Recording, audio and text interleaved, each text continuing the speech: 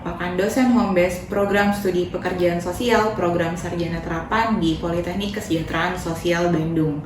Video ini saya buat sebagai syarat pengajuan sertifikasi dosen tahun 2025 untuk melengkapi pernyataan diri dosen untuk unjuk kerja Tridharma Perguruan Tinggi pada bidang pengajaran.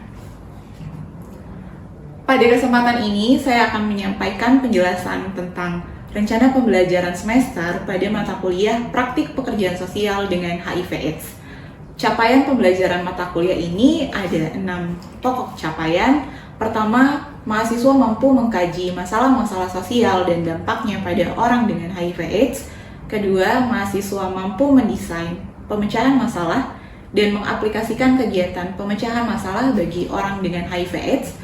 Ketiga, mahasiswa mampu memanfaatkan ilmu dan teknologi pemecahan masalah pada orang dengan HIV/AIDS. Keempat, mahasiswa mampu memanfaatkan ilmu dan teknologi penyuluhan pada orang dengan HIV/AIDS. Kelima, mahasiswa mampu mendesain analisis sumber daya sosial dalam penyelesaian permasalahan orang dengan HIV/AIDS. Dan yang terakhir, mahasiswa mampu mengaplikasikan proses analisis pemberdayaan komunitas tentang program pencegahan dan penanganan orang dengan HIV/AIDS di komunitas. Adapun sub CPMK dalam mata kuliah ini terdiri dari 15 poin sub CPMK. Pertama, mahasiswa mampu mengkaji masalah dan dampak yang dialami ODA. Mahasiswa mampu mengidentifikasi kebijakan dalam penanganan HIV/AIDS. Kemudian, mahasiswa mampu mengkaji isu-isu terkait HIV/AIDS seperti stigma, diskriminasi, mitos, dan fakta tentang HIV/AIDS. Selanjutnya, mahasiswa mampu mengkaji masalah terkait dampak yang dialami orang dengan HIV/AIDS berdasarkan kelompok beresiko. Kemudian, mahasiswa mampu menjelaskan relevansi praktik pekerjaan sosial dengan HIV/AIDS. Keenam, mahasiswa mampu menerapkan prinsip, metode, dan teknik praktik pekerjaan sosial dengan HIV/AIDS. Ketujuh, mahasiswa mampu mengaplikasikan manajemen kasus pada orang dengan HIV/AIDS. Kedelapan, mahasiswa mampu mengidentifikasikan masalah dan kebutuhan biologis, psikologis, sosial, spiritual atau BPSS orang dengan HIV/AIDS pada aras mikro, meso, dan makro menggunakan tools assessment. Kemudian, mahasiswa mampu merancang rencana intervensi pekerjaan sosial bagi orang dengan HIV/AIDS dengan pendekatan mikro, meso, dan makro. Ke-10, mahasiswa mampu mengaplikasikan keterampilan dan teknik intervensi orang dengan HIV/AIDS pada individu dan keluarga. Selanjutnya, mampu mengaplikasikan keterampilan dan teknik intervensi ODA pada kelompok dan komunitas. Kemudian, mahasiswa mampu mendesain rencana intervensi menggunakan teknologi penyuluhan dalam rangka pencegahan dan penanganan orang dengan HIV/AIDS pada individu dan keluarga, kelompok, serta komunitas. Kemudian, mahasiswa mampu mengidentifikasikan sistem sumber dalam pelaksanaan intervensi terhadap orang dengan HIV/AIDS. Selanjutnya, mahasiswa mampu mengaplikasikan keterampilan dan teknik intervensi pemberdayaan pada komunitas orang dengan HIV/AIDS. Dan terakhir, mahasiswa mampu mengkaji dan menjalankan praktik advokasi sosial pada orang dengan HIV/AIDS. Deskripsi mata kuliah ini adalah mata kuliah yang memberikan pengetahuan tentang HIV/AIDS, masalah, dampak orang dengan HIV/AIDS, perspektif anak, relevansi praktik pekerjaan sosial dengan HIV/AIDS, dan prinsip-prinsip praktik pekerjaan sosial dengan HIV/AIDS. Mata kuliah ini juga belajarkan mengenai keterampilan berkomunikasi dan berelasi dengan ODA, tahapan praktik pekerjaan sosial dengan ODA, menggunakan tools assessment BPSS pada ODA, manajemen kasus bagi ODA, sistem sumber dalam melaksanakan pelayanan bagi ODA, kebijakan-kebijakan terkait dengan penanganan HIV/AIDS di Indonesia, dan rencana pelaksanaan intervensi pekerjaan sosial pada pendekatan mikro, meso, dan makro. Metode pembelajaran dalam perkuliahan ini menggunakan prinsip yang berpusat pada peserta didik atau student center learning, dengan model pembelajaran menggunakan ceramah interaktif, studi kasus, diskusi kelompok, dan tugas terstruktur. Evaluasi dari pembelajaran pada mata kuliah ini antara lain kehadiran dan partisipasi aktif mahasiswa mendapatkan bobot sebesar 10%, penugasan terstruktur dan penugasan lapangan mendapatkan bobot 20%, ujian tengah semester dengan bobot 30%, dan ujian akhir semester dengan bobot 40%. Selanjutnya, saya akan menayangkan cuplikan video sinkronos di dalam kelas yang saya lakukan pada pertemuan ketiga dengan materi terkait masalah yang dihadapi orang dengan HIV/AIDS seperti stigma, diskriminasi, mitos, dan fakta tentang HIV/AIDS. Silahkan menyaksikan. Assalamualaikum warahmatullahi wabarakatuh. Waalaikumsalam warahmatullahi wabarakatuh. Selamat pagi teman-teman, apa kabar? Pagi, Bu. Udah sarapan belum? Udah. Udah, tapi jawabnya lemes ya. Oke, kita hari ini akan membahas pertemuan ketiga di mata kuliah praktik pekerjaan sosial dengan HIV. Seperti di RPS, kita akan membahas tentang isu-isu terkait HIV/AIDS pada stigma diskriminasi bagi orang dengan HIV/AIDS. Tapi sebelum mulai, kita awali perkuliahan ini dengan studi kasus. Ya, masalah-masalah yang dialami oleh orang dengan HIV/AIDS. Di sini kita hari ini akan membagi menjadi dua kelompok. Sebelum kita bahas lebih lanjut tentang masalah-masalah yang dihadapi oleh orang dengan HIV/AIDS, saya punya dua kasus yang perlu teman-teman bahas di kelompok masing-masing, kelompok 1 dan kelompok 2. Nanti teman-teman bisa mendiskusikan dengan kelompoknya bagaimana kondisi BPSS, biopsikososial spiritualnya orang dengan HIV yang ada di kasus. Bisa dipahami tugasnya? Bisa. Waktunya 15 menit, kita mulai bagi kelompok dulu ya. Boleh dari sebelah sini, 1, 2. 1, 2, 1, 2, 1, 2, 1, 2, 1, 2. Oke, terima kasih. Sekarang silakan bergabung dengan masing-masing kelompoknya. Kelompok 1 dan kelompok 1, kelompok 2 dan teman-teman. Kelompok 1 dan kelompok 2, ini ada dua kasus. Saya berikan dulu tugasnya ke teman-teman. Nanti teman-teman bisa saling diskusikan kepada masing-masing dengan teman-teman kelompoknya terkait kasus tersebut untuk mengidentifikasi biologi, psikologi, sosial, spiritual, kondisi dari orang dengan HIV yang ada di kasus tersebut. Oke, untuk kelompok 1 di sini ada tentang perempuan dengan HIV/AIDS. Teman-teman bisa baca kasusnya seperti apa, nanti dijelaskan identitasnya dulu, profil kliennya seperti apa, dia perempuan positif HIV-nya karena apa. Kemudian bisa teman-teman diskusikan bareng-bareng bagaimana kondisi biologisnya, psikologisnya, spiritualnya, sosialnya. Bisa dipahami ya? Bisa, Ibu. Waktunya 15 menit ya? Siap, Ibu. Oke. Untuk kelompok 2, ini ada kasus tentang gay, seorang gay. Nanti bisa teman-teman diskusikan bagaimana identitasnya, dari dia tinggal di mana, karena dia di sini pindah ke kota yang akan menghadapi diskriminasi di lingkungan asalnya. Nanti teman-teman tuliskan kondisi biologisnya seperti apa, kapan dia terdiagnosa HIV, kemudian psikologisnya bagaimana, sosialnya bagaimana, spiritualnya bagaimana. Waktunya 15 menit, nanti dituliskan saja hasilnya, baru kita presentasikan di kelas. Bisa dipahami? Bisa.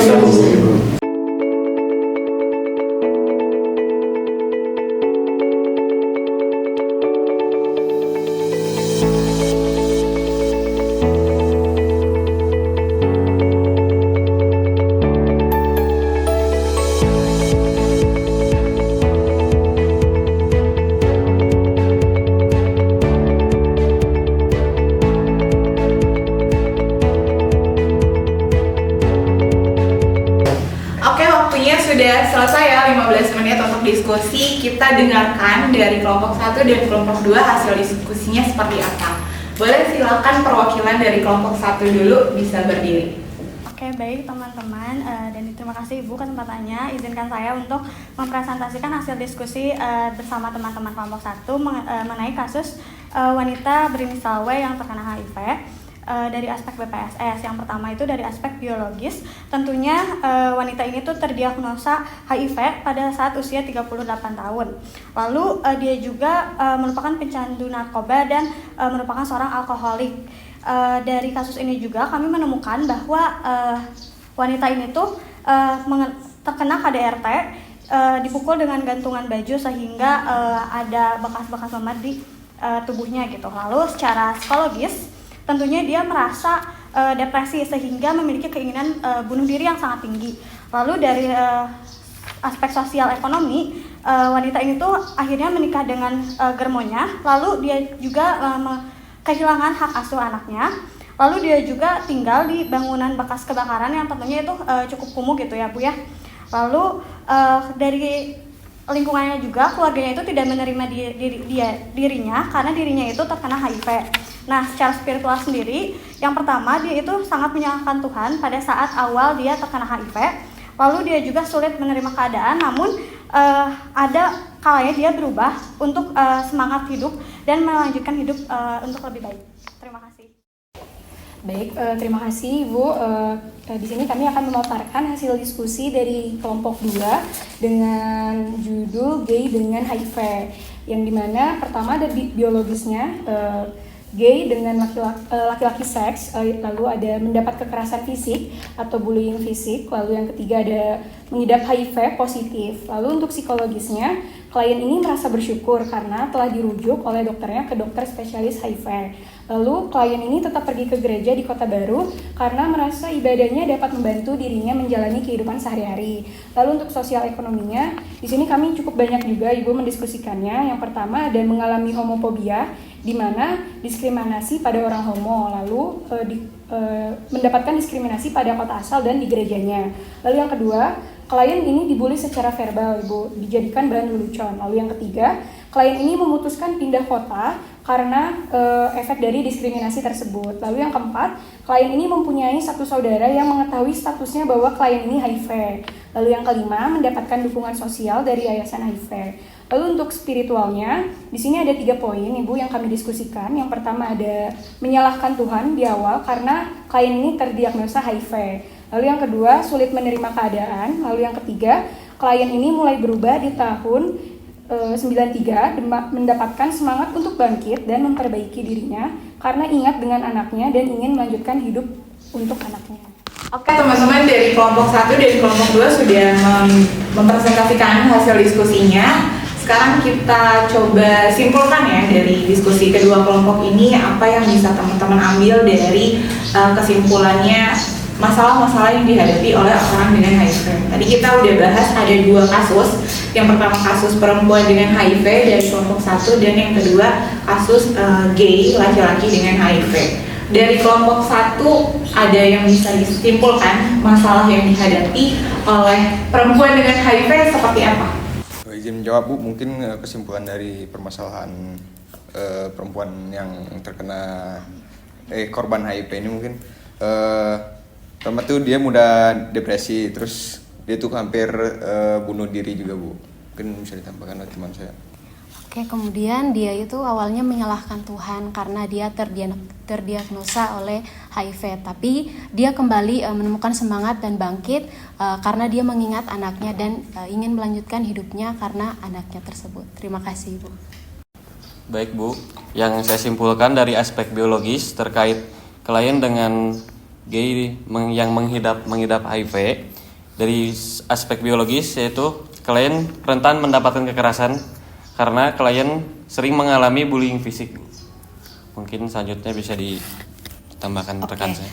Selanjutnya saya akan tarik kesimpulan dari aspek spiritualnya atau keyakinan kepada Tuhannya. Awalnya memang si gay dengan gay yang mengidap HIV/AIDS ini menyalahkan Tuhannya karena dia terdiagnosa dan sulit menerima keadaannya. Akan tetapi dia tumbuh lagi, dia percaya lagi dengan Tuhannya karena dia ingat dengan anaknya, sehingga dia sering beribadah lagi meskipun berpindah-pindah gereja. Seperti itu, Ibu. Oke teman-teman, ini ada materinya ya. Tadi kita sudah bahas kasus di awal. Selanjutnya kita masuk ke materi tentang masalah-masalah yang dihadapi oleh orang dengan HIV/AIDS. Tadi teman-teman juga udah baca dari kasusnya, itu dari bukunya Poindexter yang saya ambil, buku referensi utama kita di tahun 2010, walaupun tahunnya 2010 tapi sebetulnya masih relate dengan kondisi saat ini, baik di luar maupun di Indonesia. Tapi mungkin kalau di luar negeri sudah tidak terlalu sekencang itu ya orang dengan HIV mendapatkan stigma dan diskriminasi. Beda sama di Indonesia. Di Indonesia itu masih sangat-sangat banyak orang dengan HIV yang mendapatkan stigma dan diskriminasi. Ini beberapa poin yang tadi sudah keluar juga ya, ternyata dari kasus bahwa orang dengan HIV itu mengalami awalnya nggak terima, dia shock, kemudian takut, reaksi keluarga mendapatkan stigma dan diskriminasi dari keluarga, putus asa, bingung, bahkan tadi ada yang sampai menyalahkan Tuhan, kenapa saya mendapatkan HIV, kenapa nasib saya seperti ini, walaupun selanjutnya dia bisa bangkit, tapi itu respon awal yang normal dialami oleh orang dengan HIV. Dari Dubois tahun 2014 menjelaskan bahwa permasalahan umum yang dihadapi Oda, dia mendapatkan stigma, dealing with stigma, jadi pasti orang dengan HIV itu mendapatkan stigma, dicap buruk, dan dia punya tantangan untuk melanjutkan hidupnya. Tadi juga kegambar dari dua kasus tadi bahwa yang perempuan adalah orang dengan perempuan dengan perempuan yang mengalami pekerja seks komersial ya, pekerja seks komersial karena dia ditinggalkan sama ibunya, kehilangan juga. Jadi dia sudah ditinggalkan sama ibunya sejak umur 6 tahun. Dari situ dia nggak punya role model dalam hidup dan dia bekerja sebagai pekerja seks komersial. Oke, tadi kita sudah membahas ya terkait dengan stigma juga. Ini ada diskriminasi yang juga dialami sama dua contoh kasus tadi, bahwa mereka orang dengan HIV baik yang perempuan maupun laki-laki juga mengalami diskriminasi. Tidak cuma yang perempuan tapi laki-laki juga. Diskriminasi itu bentuknya bisa penolakan, pengusiran, pembunuhan, bahkan sampai pembunuhan. Tapi tadi yang jelas-jelas itu sampai ada yang homofobia ya. Jadi orang-orang di lingkungan itu homofobia adalah perilaku orang-orang yang sangat takut, sangat menjauhi orang LGBT. Jadi homofobia, takut dengan orang-orang yang LGBT tadi. Nah itu bentuknya bisa banyak. Tadi contoh di kasus dia mengalami akhirnya dijadikan jokes, dijadikan lelucon, dijadikan korban untuk bahan bullying dan lain sebagainya. Nah, ini juga sangat rentan dialami oleh orang dengan HIV. Dari penjelasan hari ini terkait dengan masalah orang dengan HIV, kita sudah membahas stigma dan diskriminasi. Ada yang ingin ditanyakan dari teman-teman? Cukup, sudah bisa dipahami semuanya? Oke, semuanya terima kasih. Untuk hari ini kita akhiri perkuliahannya. Untuk minggu depan kita akan bahas tentang dampaknya apa sih dari stigma dan diskriminasi yang dialami oleh Oda, dampak dalam kehidupannya, bagaimana cara mengurangi stigma dan diskriminasi pada Oda. Dari saya cukup sekian, kurang lebih mohon maaf, terima kasih. Assalamualaikum warahmatullahi wabarakatuh. Waalaikumsalam warahmatullahi wabarakatuh. Terima kasih. Demikian deskripsi singkat dan proses pengajaran yang saya lakukan. Semoga bisa menjadi gambaran mengenai deskripsi diri saya terkait unjuk kerja Tridharma Perguruan Tinggi dalam pengajaran. Terima kasih.